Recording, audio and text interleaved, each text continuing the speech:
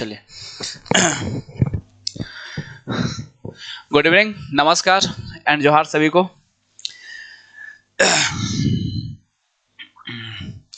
विकास कुमार, दिनेश, रिंकी, मानी, इजहार साहब, उपेंद्र, सभी को गुड इवनिंग। छुट्टी मना रहे हैं चलिए, सत्यराज गुड इवनिंग, सभी को गुड इवनिंग। फटाफट सभी को सेशन में जुड़ जाइए और अपना अपना काम करना है, सभी को शेयर करना है सबसे पहला, क्योंकि अभी हम लोग का जो नया चीज शुरू हुआ है ये है जीएस के लिए, ठीक है। और हम लोग को जीएस को भी चूंकि एक लेवल तक लेके जाना है, क्योंकि साइंस लगभग आपका लेवल तक पहुंच चुका है। अगर आप जो पीछे के क्लासेस को भी अभी रिवाइज करिएगा, जैसे कि 21 सेट हो चुका था, फिर हम लेंगे, ठीक है, फिर लेंगे हम। जैसे बीच में कभी जीएस रहेगा 20 सेट तक, फिर आपका साइंस रहेगा 20 सेट तक, वो लगातार आपका रिपीट होता रहेगा, आपको टेंशन नहीं लेना है, ठीक है।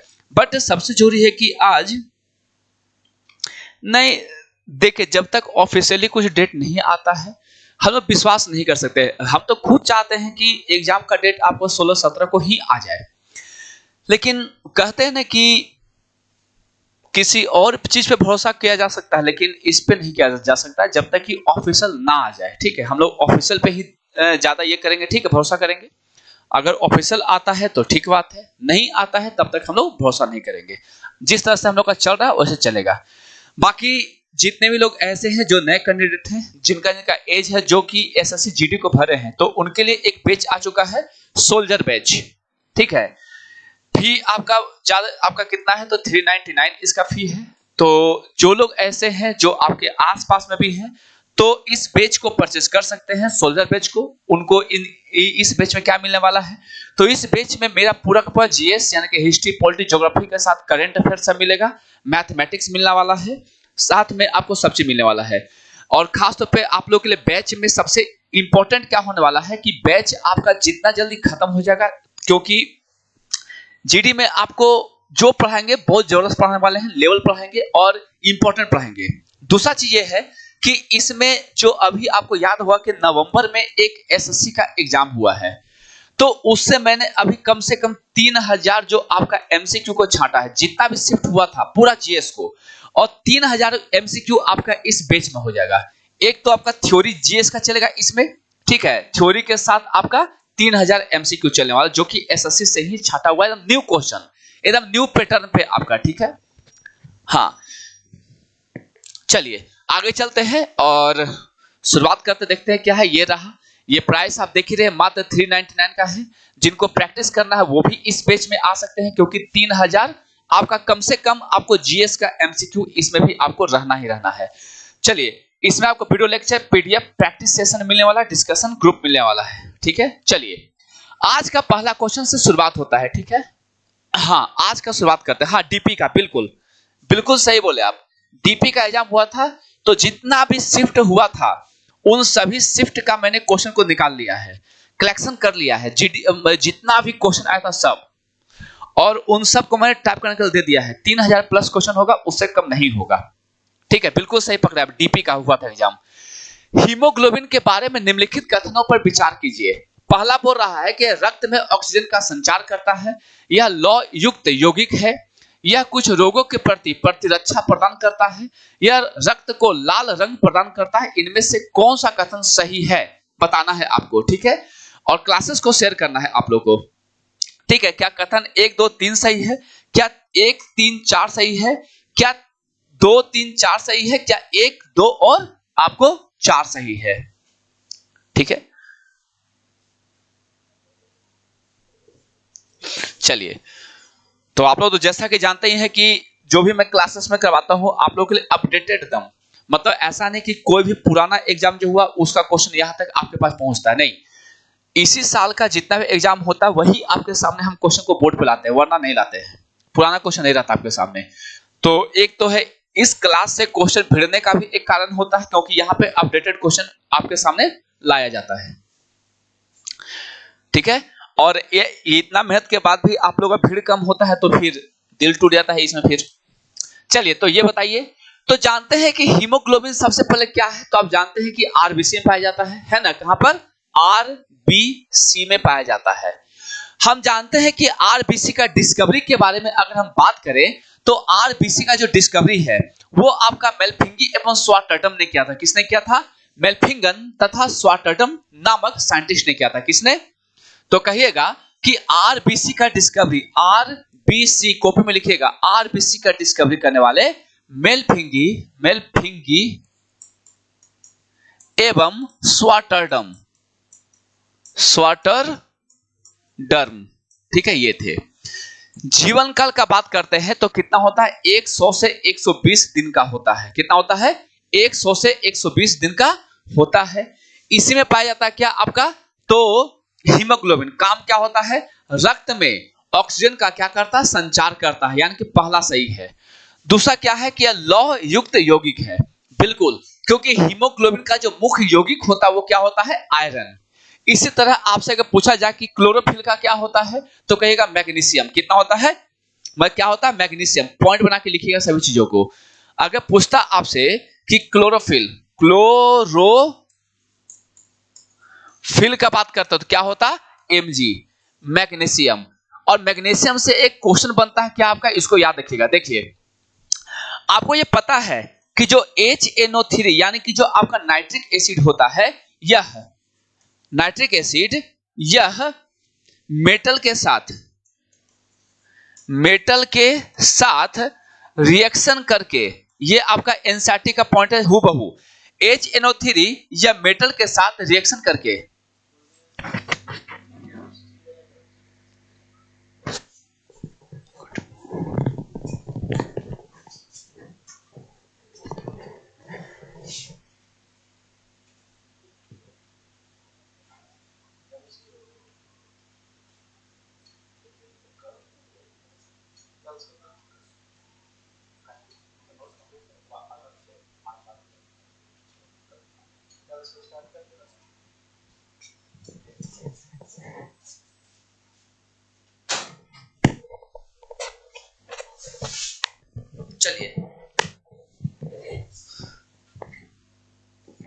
चलिए आइए हम क्या बोले कि यह मेटल के साथ रिएक्शन करके क्या करता है?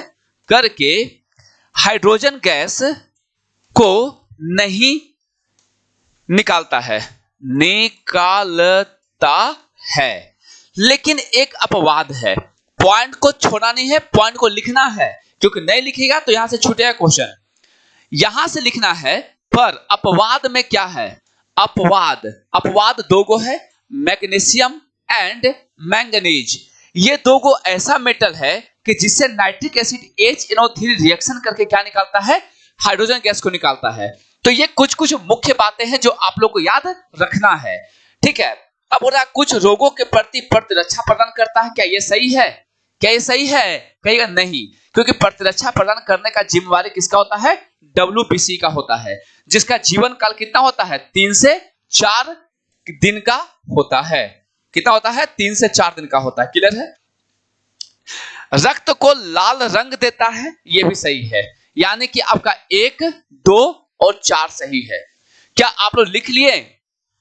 नोट डाउन हो चुका है तो यस, नहीं हुआ है तो रुकने का साइन दीजिएगा। ठीक है, लेकिन लिखना है हर एक चीज को, क्योंकि हर एक पॉइंट आपके लिए यहां से इंपॉर्टेंट हो रहा है। अगर बात करते हैं मैग्नीशियम का, तो इसका एटॉमिक नंबर कितना होता है? कमेंट कर जल्दी से। मैग्नीशियम का एटॉमिक नंबर क्या होता है? मैग्नीशियम का एटॉमिक नंबर क्या होता है? जल्दी से कमेंट करिएगा आप लोग। और साथ ही साथ मैग्नीशियम का एटॉमिक नंबर के साथ उसका जो कॉन्फ़िगरेशन होता है उसको भी आप लोग को मैसेज करना है, क्योंकि कॉन्फ़िगरेशन से क्वेश्चन बनता है और यहां फंसाता है लोग को। ठीक है, इसलिए इसको करना है। 1-2 क्वेश्चन आप लोग को समझा दे रहे कॉन्फ़िगरेशन वाला, क्योंकि बहुत लोग आप लोग नए भी होंगे। मैग्नीशियम का एटॉमिक नंबर होता है 12। ठीक है, लिखने सिखाए थे 2, 8, 10 हो गया और 2 में 12। ये क्या है? आउटर मोस्ट क्या है? सेल है। और ये क्या है? वैलेंस इलेक्ट्रॉन की संख्या 2 है। क्लोरीन का बात करते हैं, कितना होता है? 17। कैसे लिखेगा सर? तो 2, 8 बचा कितना? 7। क्लियर है यहां तक? बात करते हैं अगर एल्युमिनियम का, ये मुख्य है जहां से एग्जाम में क्वेश्चन आएगा। याद है कि आपका जो महिला जो आपका ये जो नगर पालिका वाला में ये क्वेश्चन आ गया था आपका क्लोरीन वाला, याद आ रहा है ना? ये क्वेश्चन आपका आया था, साइंस का क्लास चल रहा है, सब मिक्सअप है, सब मिक्सअप है। यहां से जीएस भी स्ट्रांग होगा, साइंस भी होगा। देखिए क्लोरीन वाला क्वेश्चन अगर याद होगा आप लोग को तो ये आपका नगर पालिका में आया हुआ है। एल्युमिनियम का बात करते हैं तो 2 8 और कितना हो जाएगा, 3 हो जाएगा। सोडियम का अगर बात करें तो 11 होता है, 2 8 और कितना हो जाएगा, 1 हो रहा है ना। अगर चर्चा करते हैं यहां से किसका, हम फास्फोरस का कितना होता है, 15। कैसे लिखेगा, 2 8 5 लिखेगा। अगर चर्चा करते हैं सल्फर का कितना होता है, 16 होता है एटॉमिक नंबर, 2 8 6। आपको याद ऐसे रखना है। आर्गन का कितना होता है, Ar 18। कैसे होगा, 2 8 10 और 8 18 होता है। समझ में आ रहा है सभी चीजें, क्लियर है यहां तक, ये आपको याद रखना है।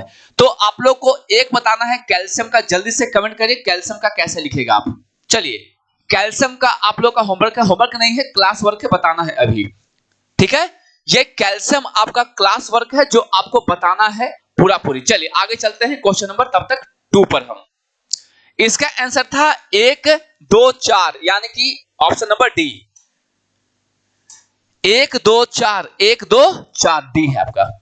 चलिए चलते हैं आगे यानी कि क्वेश्चन नंबर 2 पर, ठीक है। हाँ 288 ये तो हो गया उसका, आपका आर्गन का हो गया। कैल्शियम का बताना है, निम्नलिखित में से कौन सा एक सुमेलित नहीं है, बताइए कौन सा एक सुमेलित नहीं है। डेसिबल क्या ध्वनि की प्रबल इकाई होती है, अश्व शक्ति क्या शक्ति की इकाई है, समुद्री मील नौ संचालन में दूरी की इकाई है, सेल्सियस क्या ऊष्मा की इकाई है। ध्यान से पढ़ के बताइएगा। 2882 बिल्कुल शाबाश, 2882 2 8 हो गया 10, 8 18 और 2 20, शाबाश। मैक्सिमम सभी लोगों का सही आया है आंसर, यानी कि आपको कॉन्फ़िगरेशन में दिक्कत नहीं है। अब एक बार आप लोग को लास्ट में 1s 2s वाला करवा देते हैं, क्लियर हो जाएगा आपका। चलिए बताइए इसका आंसर दीजिए, क्या होगा आंसर इसका।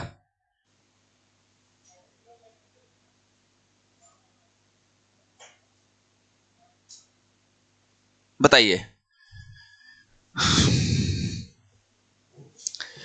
जिनका जिनका आंसर आ रहा है बी, कृपया सावधान हो जाएं। सेल्सियस होता है तापमान का, आपका किसका होता है, तापमान का क्या होता है, सेल्सियस होता है। तापमान का क्या होता है, सेल्सियस होता है, बाकी सब सही है। अश्व शक्ति शक्ति का होता है, डेसिबल साउंड का होता है, समुद्री मील नौ संचालन में दूरी की इकाई होती है। डी आंसर होगा। जो लोग भी बी कर रहे हैं वो बिल्कुल गलत कर रहे हैं आंसर आप लोग।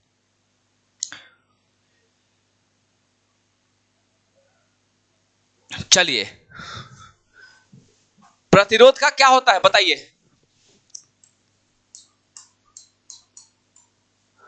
प्रतिरोध का क्या होता है, जल्दी से कमेंट करेगा। करंट का क्या होता है, यानी कि धारा का, करंट का क्या होता है बोलेगा। फिर जाकर के चार्ज का क्या होता है, यहां से क्वेश्चन पूछा जाएगा, चार्ज का क्या होता है, कमेंट करें जल्दी से आप लोग। प्रतिरोध करंट चार्ज, प्रतिरोध करंट चार्ज, प्रतिरोध का बिल्कुल सही है आप लोग। प्रतिरोध का होता है ओम, क्या होता है, ओम होता है, ये ओम का साइन है, ठीक है। करंट का होता है एम्पियर, चार्ज का होता है क्या आपका, कूलॉम होता है ना, क्या होता है, कूलॉम होता है, बिल्कुल।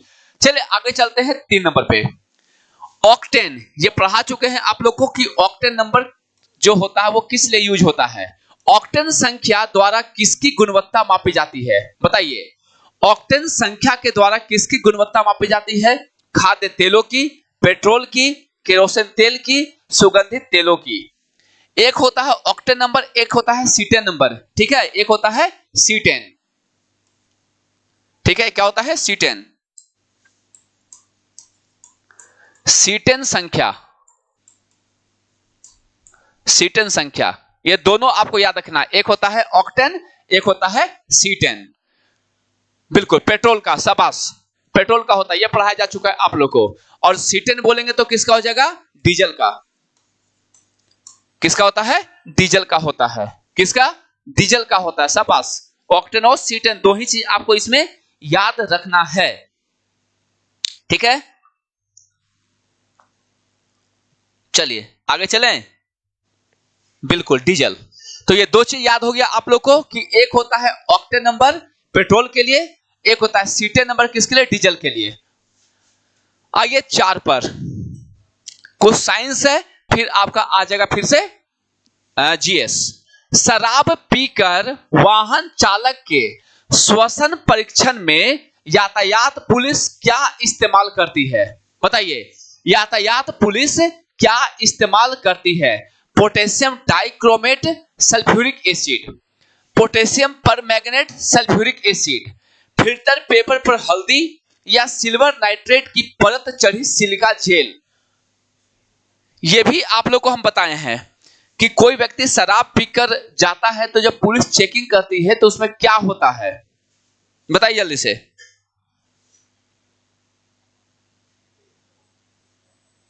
बिल्कुल बिल्कुल, सभी का आंसर आना शुरू हो चुका है। ए,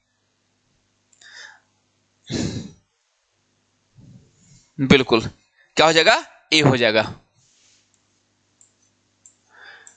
चलिए, तब तक आप लोग से एक क्वेश्चन है, ध्यान से आंसर करेगा। आप लोग क्वेश्चन दे रहे आप लोग को, अब हम क्वेश्चन है आप लोग के लिए कि जो H2SO4 का कोई भी अच्छा सा दो को यूज बताएं। आप यूज बताना है, कोई भी दो H2SO4 का कोई भी दो यूज, साथ में HCl का कोई भी दो यूज बता पाइएगा, साथ में पीएच मान। जा देखें कि आप लोग कितना याद रखे हुए भी हैं या फिर नहीं याद रखे हैं। साथ में इसका पीएच मान बताइए जल्दी से। H2SO4 का पीएच मान दो यूज, HCl का पीएच मान दो यूज, जल्दी से करेगा आप लोग कमेंट। एक आप लोग बताना रेन वाटर, यानी कि रेन जो आपका एसिड रेन, सॉरी जो एसिड रेन होता है उसका पीएच मान क्या होता है? एसिड रेन का पीएच मान, पीएच वैल्यू क्या होता है? ये 3 क्वेश्चन है। हाँ, लेड बैटरी में यूज होता है, बिल्कुल। सीसा संचायक बैटरी में, बिल्कुल सीसा संचायक में। दूसरा क्या है? सेल में, हाँ होता है एक। और रेयन रेशा बताए थे, रेयन रेशा बनाने में। और पीएच मान 0.5। HCl आपको बताए थे कि पीएच मान होता है 12 दूना 24, याद आ रहा है? 12 दूना कितना? 24। इसका यूज होता है एक्वा रेजिया बनाने में। दूसरा यूज होता है किसमें इसका? तो कहिएगा कि अमाशय में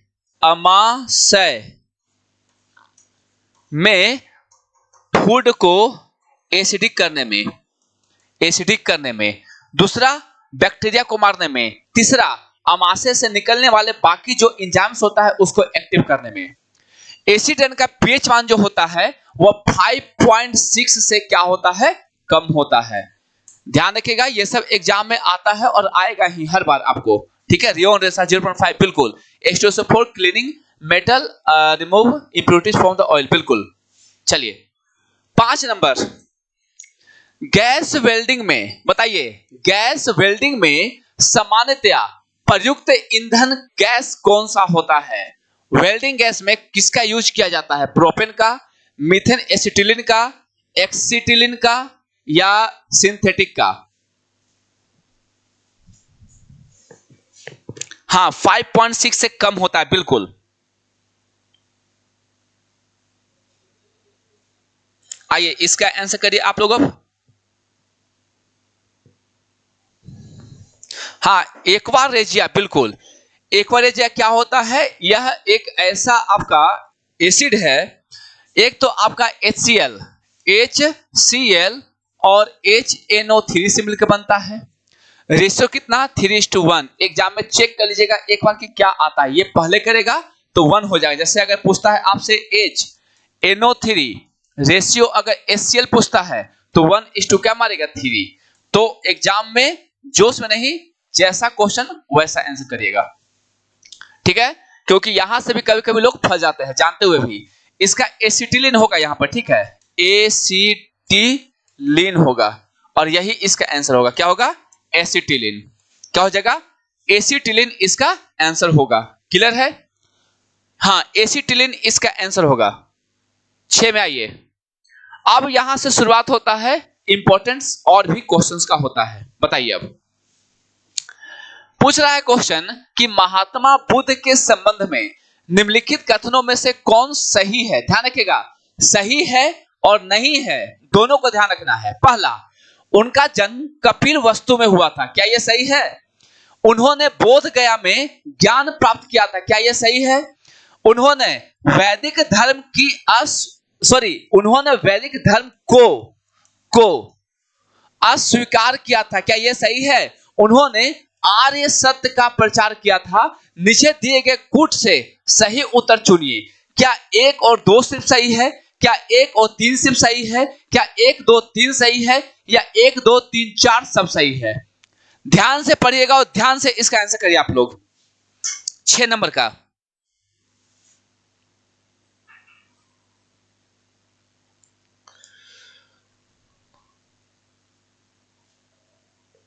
चलिए, बहुत लोग का आंसर आना शुरू हो चुका है। सी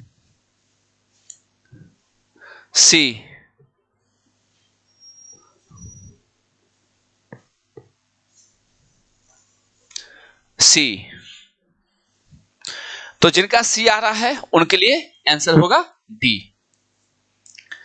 देखिए, सबसे पहले बात करते हैं जन्म का। तो आप जानते हैं कि 563 है ना ईसा पूर्व।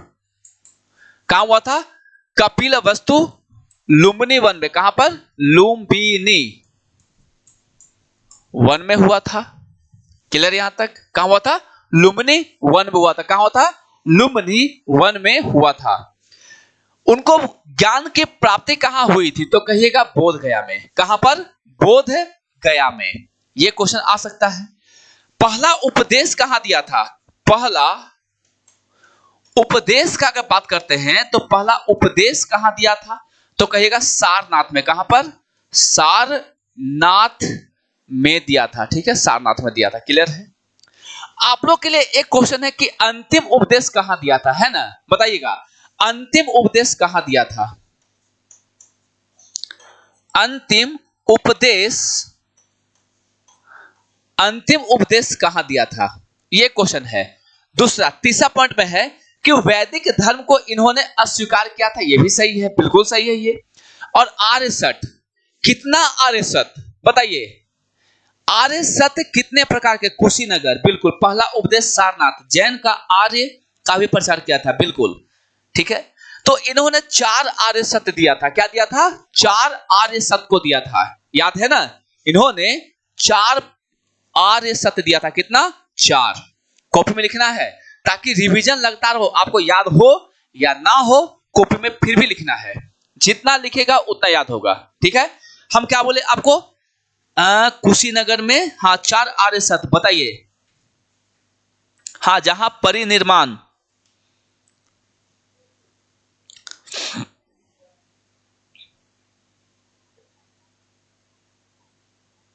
दुख का कारण, दुख का निवारण और अष्टांगिक मार्ग।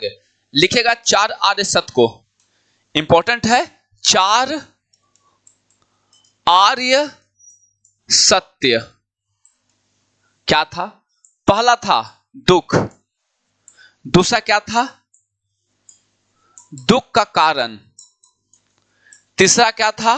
निवारण, दुख का निवारण। चौथा क्या था? अष्टांगिक मार्ग। अष्टांगिक क्या था? मार्ग था। क्या था? अष्टांगिक मार्ग था। क्लियर यहां तक? अष्टांगिक मार्ग था। नेक्स्ट, सभी चीजों कॉपी में लिखेगा, ये सब पूछ देगा एग्जाम में आप लोग से। ठीक है, हाँ, चलिए आगे चलें। अगला है कि निम्नलिखित में से कौन सा युग्म सही सुमेलित नहीं है? निम्नलिखित में से कौन सा युग्म सही सुमेलित नहीं है? पानीपत का युद्ध 1526 में हुआ था। खानवा का युद्ध 27 में हुआ था, घाघरा का बुद्ध नहीं युद्ध 1529 में हुआ था, चंदेरी का युद्ध 1530 में हुआ था। ध्यान से बताइए कि कौन सा इसमें यह है। कोई बात नहीं, कोई बात नहीं, अभी तो 6 ही क्वेश्चन हुआ है। हां, पहले गुरु अलार कलाम, दूसरे गुरु, रिवीजन ऐसे ही होगा, एकदम प्रैक्टिस करते हैं। पहले गुरु का नाम था अलार कलाम, दूसरे गुरु का नाम क्या था। साथ ही साथ आपको बताना है कि पहला जो बाबर मर गया था, अच्छा इसमें बाबर मर गया था, है ना, बाबर मर गया था, बिल्कुल ये हो जाएगा, ये आंसर का सही है, क्योंकि चंदेरी का युद्ध 30 में नहीं हुआ था। ट्रिक इसका याद है ना, क्या था, है? पानी पिलाया, पानी पिलाया, खाना खिलाया, खाना खिलाया, चांद दिखाया, चांद दिखाया और घर भेज दिया, घर भेज दिया। जिनको याद नहीं रहता है लिख लीजिएगा। पानी पिलाया, खाना खिलाया, चांद दिखाया, घर भेज दिया। 1526, 1527, 1528 और 1529। देखिए, पानीपत का युद्ध, खानवा का युद्ध, चंदेरी का युद्ध और घाघरा का युद्ध याद हो गया। क्या था इसमें, क्या बोलेंगे हम, पानी पिलाया, खाना खिलाया, चांद दिखाया, घर भेज दिया। खाली एक याद रखिएगा, पानीपत 1526 से, बाकी सब लगातार है। पानीपत का 1526, खानवा का युद्ध 1527, चंदेरी का युद्ध 1528, घाघरा का युद्ध 1529, 30 में स्वाहा हो गया। क्या हो गया, 30 में स्वाहा। 1530 में स्वर्गवासी या नरकवासी, यानी कि डेट। ठीक है, अब ये तो किसी को पता नहीं है कि स्वर्गवासी या फिर नरकवासी। मजा आया या नहीं आया? जो लोग नए हैं, बाकी पुराने को तो याद होगा ही होगा, जो लोग नए हैं उनको याद हुआ या नहीं हुआ जल्दी बताइए। कभी कभी ये सब क्वेश्चन आपको देखने को मिलता है। मजा आया ना, मजा आया?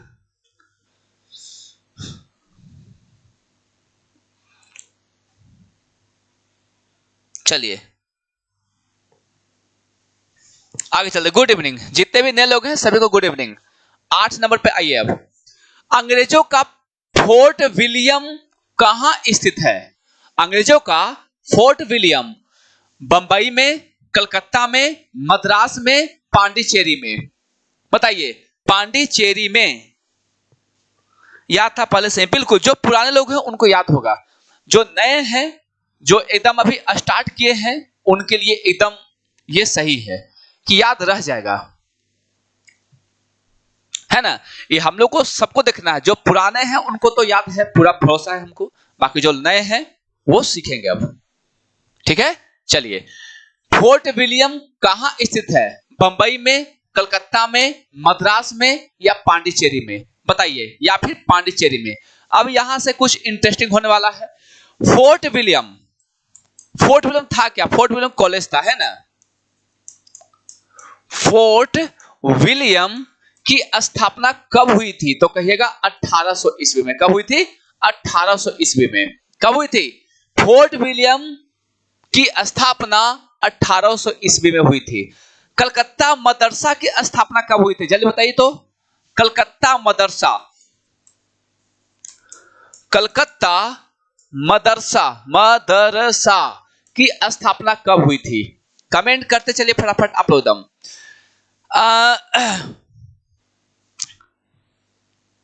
First supreme court, first supreme court कब गठित हुआ था? कमेंट करते चलिए, ठीक है। हाँ कॉलेज किसने बनाया था? हाँ ब्रिटिश ने बनाया था, बिल्कुल ब्रिटिशों ने ही बनाया था।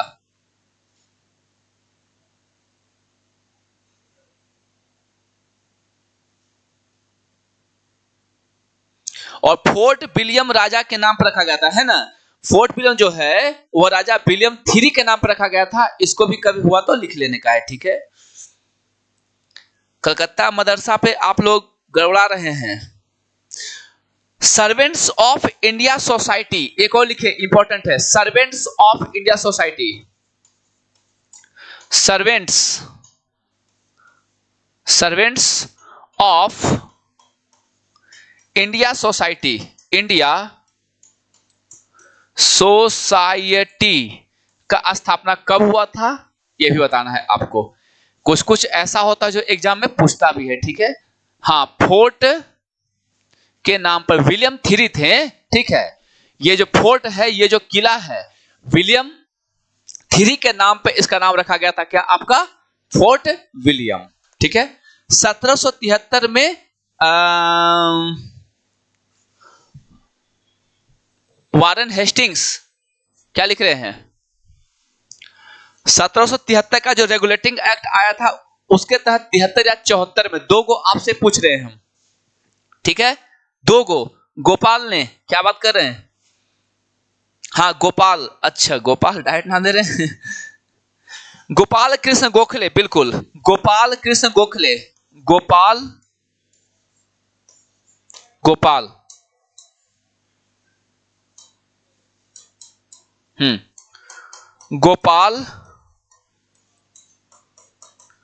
कृष्ण गोखले, कब? 1905 में। 1905 में क्या हुआ था? बंगाल विभाजन भी हुआ था। कब हुआ था? बंगाल विभाजन भी हुआ। 3 डेट याद करवाए थे आप लोग को, अगर याद होगा तो। एक 19 जुलाई याद करवाए हैं, एक 7 अगस्त याद करवाए हैं आप लोग को, और एक 16 अक्टूबर याद करवाए हैं। यहां से क्वेश्चन बनता है खूब।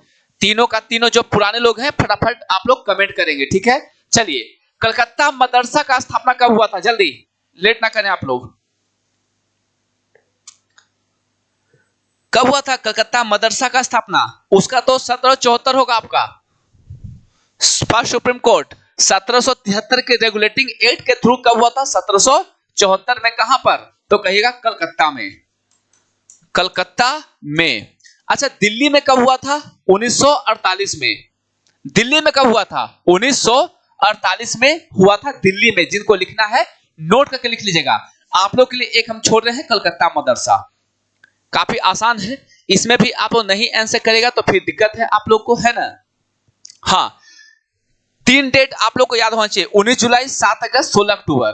देखिए 19 जुलाई को घोषणा हुआ, 19 जुलाई को घोषणा किस चीज का?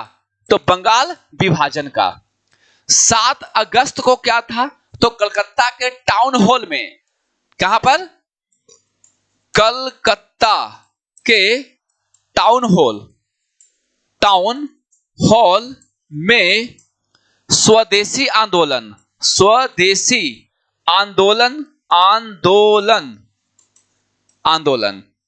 तय हुआ, तय है ना। फिर 16 अक्टूबर को बंगाल विभाजन हो गया। बंगाल विभाजन हो गया। ये तीनों से आपके एग्जाम में देखने को मिलेगा। जिनका एग्जाम सबसे पहले देखिए 17 तारीख को दरोगा का है, उनके लिए करना क्या है कि नए चीजों को नहीं पढ़ना है। अब जिनका एग्जाम आपको 17 तारीख को दरोगा का है, उनको कुछ नया चीज नहीं पढ़ना है, पुरानी चीज को रिवीजन करना है। दूसरा चीज, फालतू लोगों से दूर रहना है, ठीक है। फालतू में जो नेगेटिव है उनसे दूर रहिएगा, क्योंकि positive plus negative is equal to negative ही होता है इंटू करने पे, ठीक है। जानते हैं ना मैथ में आप लोग कि अगर पॉजिटिव को इंटू करते किसी नेगेटिव से तो क्या आता है? रिजल्ट नेगेटिव आता है। तो नेगेटिव लोगों से दूर रहेगा, नहीं तो आप ही नेगेटिव बनेगा। और एग्जाम के टाइम में आपको यह लगेगा कि आप पढ़ा हुआ सब चीज भूल रहे हैं, लेकिन इस भ्रम में कभी मत रहिएगा, क्योंकि दिमाग आपको भ्रमित करेगा। जैसे जैसे एग्जाम के समय जाइएगा, वो दिमाग है आपको भ्रमित करता है कि हाँ तुम भूल रहे हो, लेकिन अपने आप पे विश्वास रखिएगा कि हाँ आता है, भरोसा है, ठीक है। चलिए आगे चलते हैं अब हम लोग इस पर। आंसर क्या हो जाएगा इसका? कलकत्ता। आप लोग अभी भी कलकत्ता मदरसा का आंसर नहीं दे पाए हैं, ठीक है।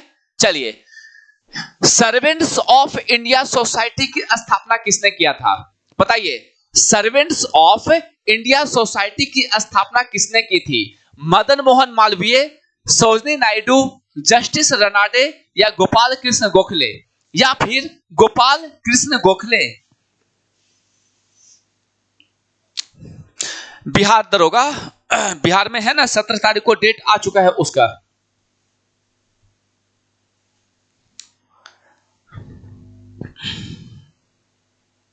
चलिए, इसका आंसर दीजिए आप लोग।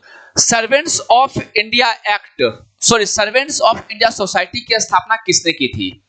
मदन मोहन मालवीय, सरोजिनी नायडू, जस्टिस रनाडे या गोपाल कृष्ण गोखले, या फिर गोपाल कृष्ण गोखले? जल्दी से आंसर करिए आप लोग, बताइए।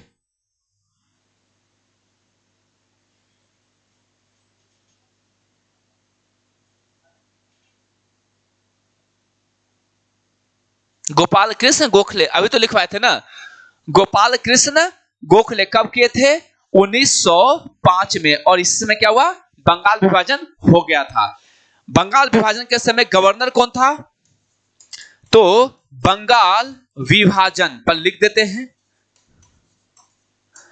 गवर्नर कौन था? जल्दी से कमेंट करिएगा आप लोग कि इस समय गवर्नर कौन था।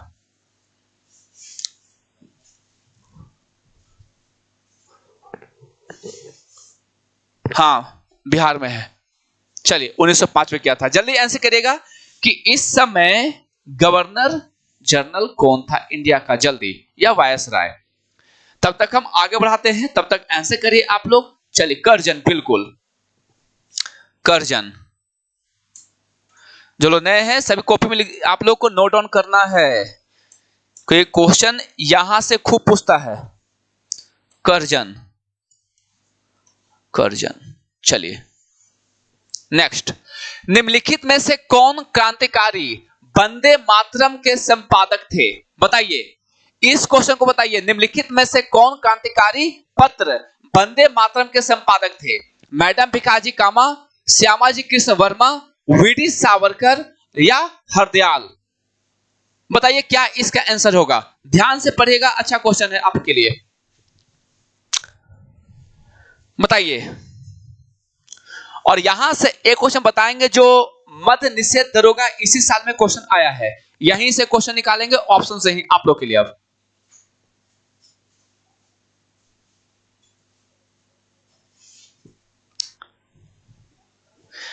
अभी यहीं से क्वेश्चन निकलेगा जो दरोगा में इस बार पूछा गया था मद्य निषेध में, प्री के एग्जाम में।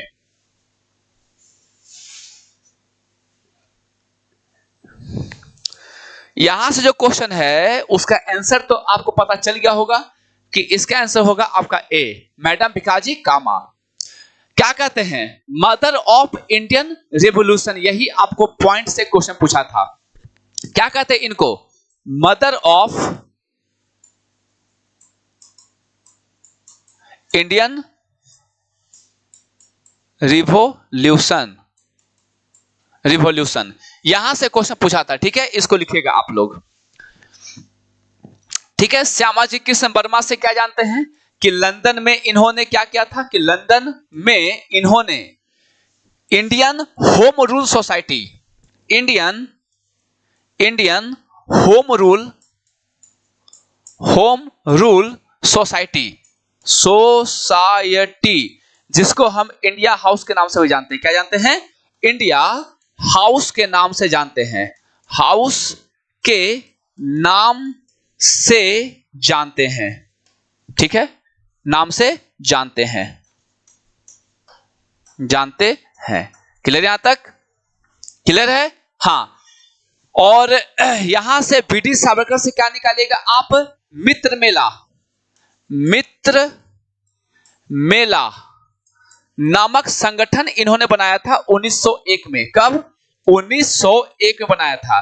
यही मित्र मेला आगे जाके बना अभिनव भारत। क्या बना था? अभिनव भारत बना था।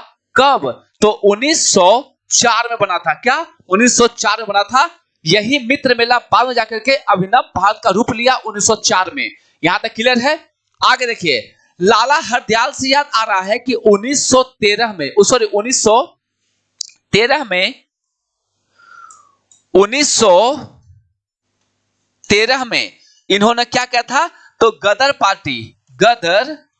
पार्टी की स्थापना किए थे, जिनके प्रथम अध्यक्ष कौन थे? प्रथम अध्यक्ष सोहन सिंह। अध्यक्ष कौन थे? सोहन सिंह थे। क्लियर यहां तक? सब क्वेश्चन निकल गए यहां से बारी बारी से? हाँ, सब ऑप्शन मिल गया आप लोग को, सब क्वेश्चन मिल गया आप लोग को। यहां से बाहर नहीं पूछता यहां से, ठीक है? Grand old lady of India, बिल्कुल।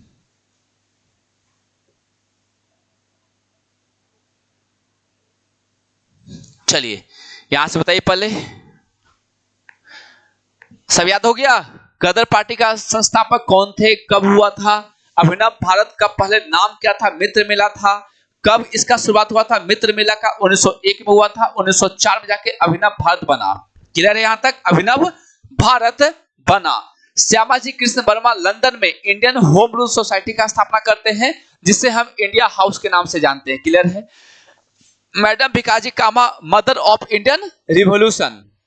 चलिए आगे चलते हैं क्वेश्चन नंबर 11 पे। क्वेश्चन नंबर 11 है कि द्वितीय विश्व युद्ध के बाद 1946 में कौन भारत आया था? बताइए, द्वितीय विश्व युद्ध के बाद 1946 में कौन भारत आया था? Cripps mission, cabinet mission, Wavell योजना, साइमन कमीशन। बताइए क्या इसका आंसर होगा? जल्दी आंसर करिए। और वो जो वंदे मातरम जो समाचार पत्र था, मैडम भिकाजी कामा ने 1909 में क्या क्या था? निकाला था। कब? 1909 में। कॉपी में लिख लीजिएगा, 1909, काफी इंपॉर्टेंट है। और इंडिया हाउस का स्थापना 1905 में हुआ था। पीछे अगर नहीं लिखवाए होंगे तो लिख लीजिएगा। चलिए हम भी लिख देते हैं कि इंडिया हाउस यानी कि इंडियन होम रूल सोसाइटी का स्थापना या इंडिया हाउस का स्थापना कब हुआ था? 1905 में हुआ था। काफी इंपॉर्टेंट है, अगर पूछना रहा तो यहां से बाहर नहीं जाता कभी। चलिए इसको बताइए। गुड इवनिंग कृष्णा, बताइए क्या होगा यहां से?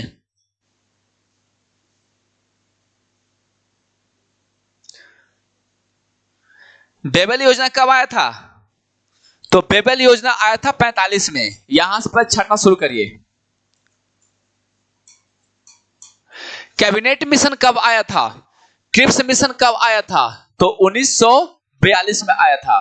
कैबिनेट मिशन कब आया था? तो 1928 में आया था। साइमन कमीशन कब, सॉरी कैबिनेट मिशन नहीं, साइमन कमीशन 1928 में आया था। ठीक है, साइमन कमीशन 1928 में आया था, ये आया था 1946 में। इतना आप लोग को सबको याद रखना है। ठीक है, बिल्कुल बिल्कुल इस तरह से सब होगा क्वेश्चन। ठीक है, तो क्रिप्स मिशन 1942 में, कैबिनेट मिशन 1946 में आया था, बेबल योजना 1945 में आया था, साइमन कमीशन 1928 में आया था। ये डेट इतना इंपॉर्टेंट है ना कि एग्जाम में आपसे डायरेक्ट पूछ लिया जाएगा कि कैबिनेट मिशन कब आया था, क्रिप्स मिशन कब आया था, साइमन कमीशन कब आया था। तो ये आपके लिए इंपॉर्टेंट है, दिमाग में बैठा के रखिए दम। ठीक है, याद हो गया सब। और कैबिनेट मिशन के अध्यक्ष थे सर पेंथिक लॉरेंस। कौन थे? पेंथिक लॉरेंस थे साइमन कमीशन के अध्यक्ष।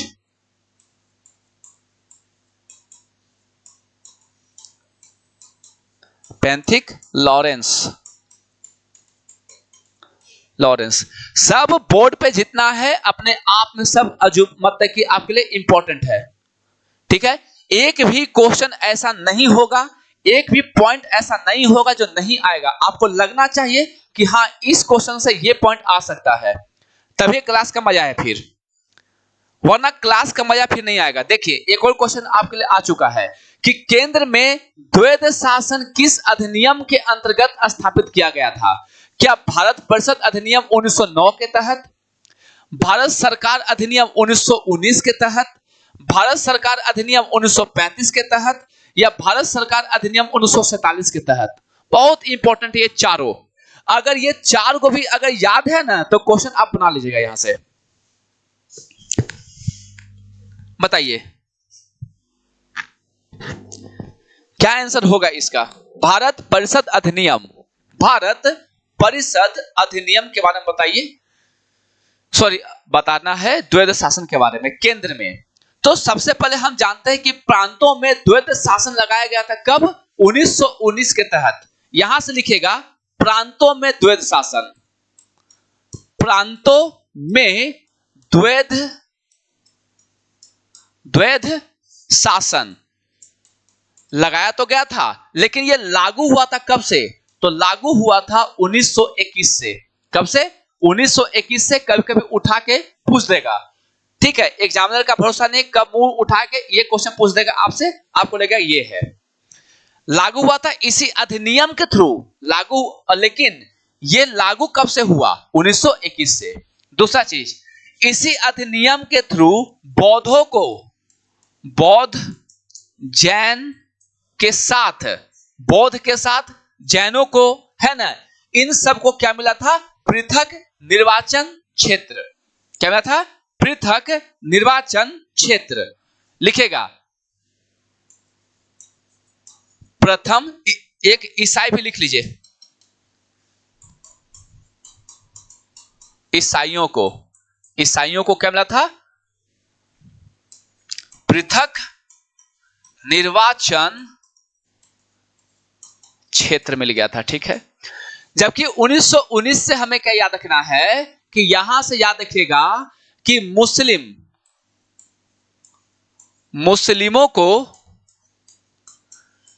पृथक निर्वाचन क्षेत्र, ये सब पॉइंट ऐसा जो आपसे एग्जाम में पूछेगा। अब आते हैं 1935, तो इसमें स्त्रियों को,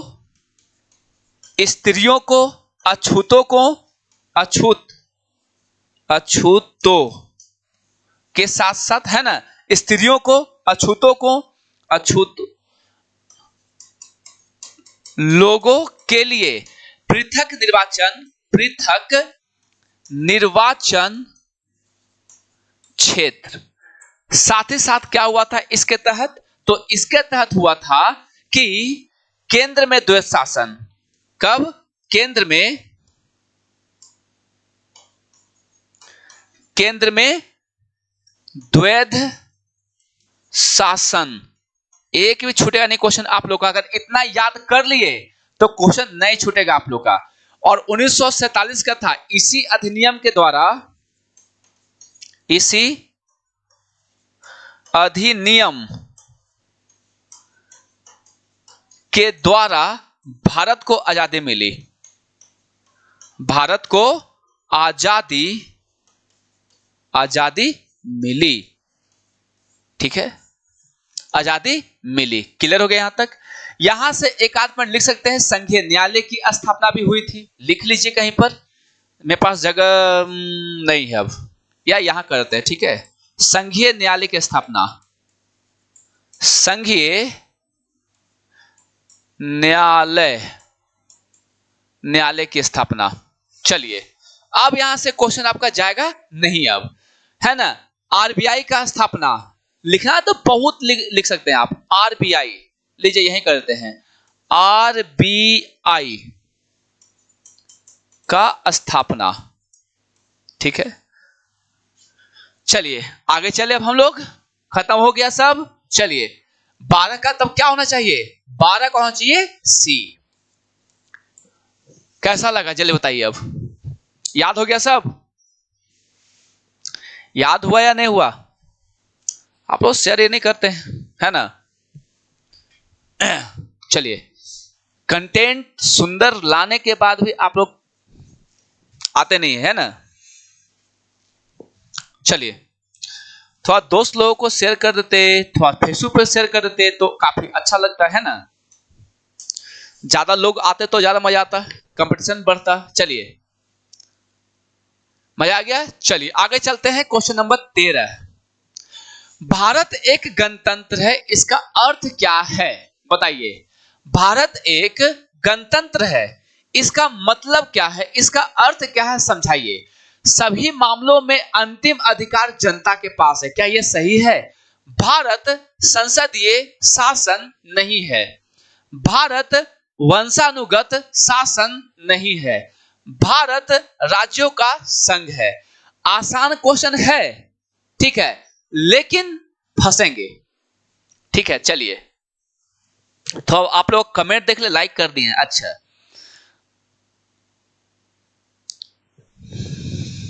चलिए बताइए।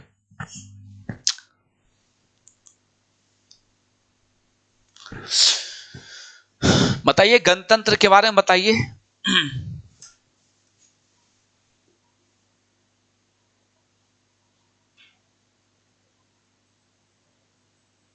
बिल्कुल नोट करना है एक एक चीज को, नोट नहीं करने से नहीं चलेगा।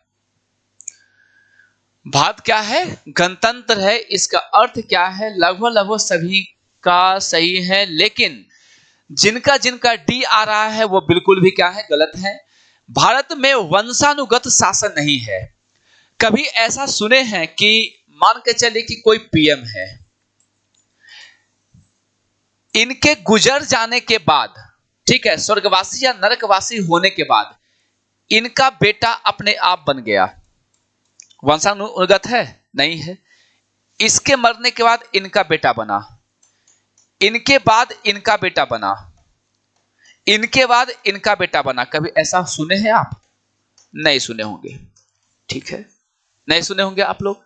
क्लियर यहां तक? हाँ, जनता पर निर्भर करता है, यानी कि यहां जो भी चुनाव होता है वो जनता के द्वारा होता है, यानी कि मेन पावर जनता के हाथ में है। जनता जो चाहती है वो होता है ना? यानी कि हम कह सकते हैं ये नहीं होता है ना? ये नहीं होता, ये यहां पे नहीं है। मतलब क्या है कि भारत में क्या है? भारत में सारी शक्ति किसके पास है? सारी शक्ति जनता के पास है, जनता के पास है, लेकिन जनता इसका यूज नहीं कर पाती है। कैसे? 5 साल जीतने के बाद भी, 5 साल जीतने के बाद फिर उन लोग का ही होता है बेरोजगारी, है ना? क्या बोलते हैं उसको, फिर कुशासन, सब आता है फिर धीरे धीरे। 5 साल लगातार एकदम रगड़ के कुशासन, रगड़ के एकदम बेरोजगारी, भर भर के एकदम, है ना? तो जनता को भी याद रखना चाहिए कि सारा पावर किसके हाथ में है? जनता के बाद में है, पास में है। 5 साल बाद तो आना तो यही है, ठीक है, हाथ फैलाना यहीं पर है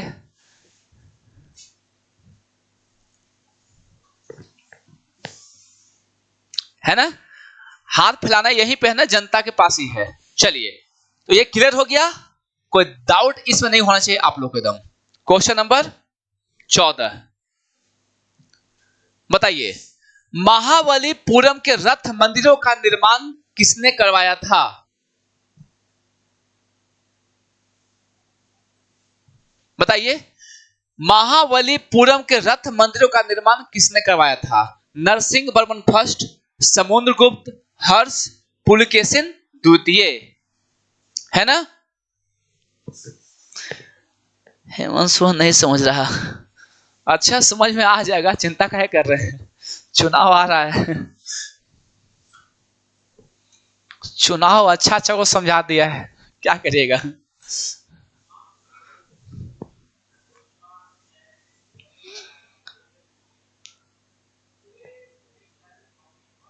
महाबलीपुरम,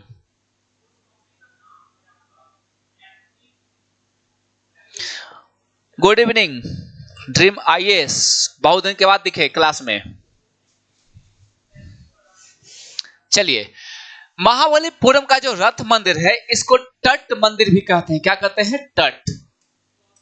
तट मंदिर के नाम से भी जानते हैं। क्या जानते हैं? तट मंदिर के नाम से भी जानते हैं। ये काफी इंपॉर्टेंट होने वाला आप लोगों के लिए। क्या है? हाँ, और कितना क्वेश्चन है सर? बस एक ही क्वेश्चन, इसके बाद लास्ट 15 ही क्वेश्चन था। रथ मंदिर के नाम से एकाश्म मंदिर भी कहते हैं। इसे क्या कहते हैं सर? एसएससी जीडी का क्लास कब से चल रहा है? कब से ले रहे हैं? बस कल से। कल हुआ था पहला क्लास, आज दूसरा क्लास हुआ है। इसे क्या कहते हैं? एकाश्म मंदिर। एकाश्म मंदिर के नाम से जानते हैं। स्थापना किसने करवाया था? तो नरसिंह वर्मन प्रथम ने करवाया था। किसने? नरसिंह वर्मन प्रथम ने करवाया था। क्लियर यहां तक? नरसिंह वर्मन प्रथम ने करवाया था। क्लियर यहां तक? चलिए, रथ मंदिर को क्या कहते हैं? सप्त पैगोडा के नाम से जानते हैं। क्या कहते हैं?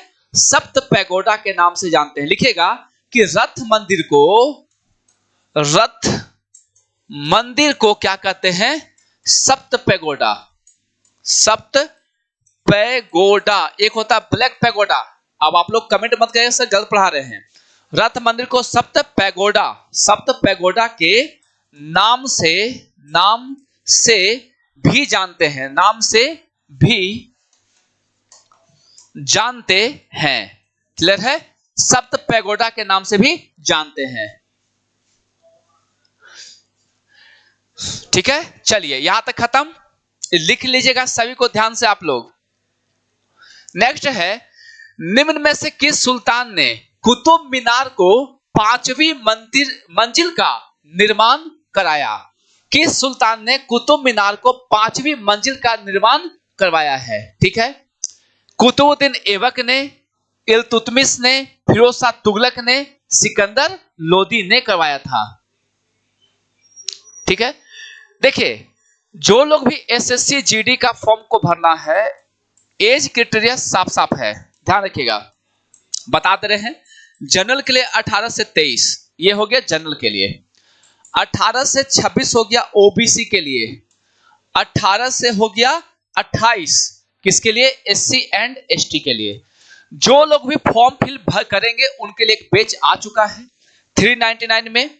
और सबसे बड़ी खासियत क्या है कि मैंने बताया कि 3000 प्लस एमसीक्यू और आपका एमसीक्यू जीएस में आपको चलना है। ठीक है, थ्योरी के साथ लेटेस्ट 350 या 3,500 क्वेश्चन के करीब चलना है। तो जो लोग भी ऐसे हैं जो इसमें इंटरेस्टेड हैं कि हाँ भाई एसएससी जीडी का वैकेंसी को भरना है, जॉब लेना है और एज है, तो वो बिल्कुल इसमें फॉर्म को भरिए। बैचेज अभी अवेलेबल है, आप परचेज जा करके कर सकते हैं। कुछ भी डाउट है तो आप ऑफिशियल नंबर पे कॉल कर सकते हैं। चलिए, इसका आंसर हो जाएगा फिरोज शाह तुगलक। बनवाया था किसने? बनवाया था। इसने स्टार्ट करवाया था। इसने स्टार्ट करवाया था। ठीक है, इसने स्टार्ट करवाया था। क्लियर है? इसने स्टार्ट करवाया था, बिल्कुल इसने स्टार्ट करवाया था। बाकी आप लोग तो ये देख ही रहे हैं कि आप लोग का ये बैचेज आ चुका है जिसका नाम है आपका, ये कंप्लीट आपका बैच है जो कि 399 में है। जो लोग भी ऐसे हैं जो एसएससी की तैयारी कर रहे हैं, चाहे एमटीएस वालों के भी ये जीएस बहुत हेल्प करने वाला है, साथ में सीएचएसएल वालों के लिए भी। जो लोग एसएससी की तैयारी कर रहे हैं, साथ ही साथ जो लोग ऐसे हैं जो एसएससी में जाना चाहते हैं, वो धीरे धीरे बेस यहां से बना सकते हैं इन एग्जाम से भी, बिल्कुल। ठीक है,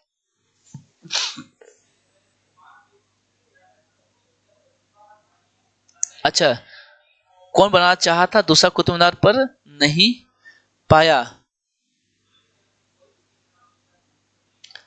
कुतुबुद्दीन ऐबक ने स्टार्ट करवाया था और आपका इल्तुतमिश ने बनवाया था, और आगे जाके फिरोज शाह तुगलक ने जो बिजली गिरा था जिसके कारण इसका सबसे ऊपरी जो मंजिल था, 5वां मंजिल, वो टूट गया था, जिसका मरम्मत किसने करवाया था? फिरोज शाह तुगलक ने करवाया था। तो ठीक है, तो सभा यहीं पर समाप्त करते हैं। बाकी जो लोग हैं जो कि इंटरेस्टेड हैं, चाहे अपने आसपास के जो भी आपके भाई बहन हैं, जो भी छोटे छोटे हैं, ठीक है, उनको आप ये जानकारी दे सकते हैं कि एसएससी जीडी का बैच आपका यहाँ पर स्टार्ट हो चुका है। ठीक है, और आप जानते ही हैं कि पढ़ाया जाएगा तो आपको कम नहीं पढ़ाया जाएगा उतना जितना में आपका रिजल्ट बन जाएगा। चलिए, तो यहीं पर हम रोकते हैं, मिलते हैं कल 4 बजे अपने टाइम पर। तब तक के लिए सभी को जय हिंद।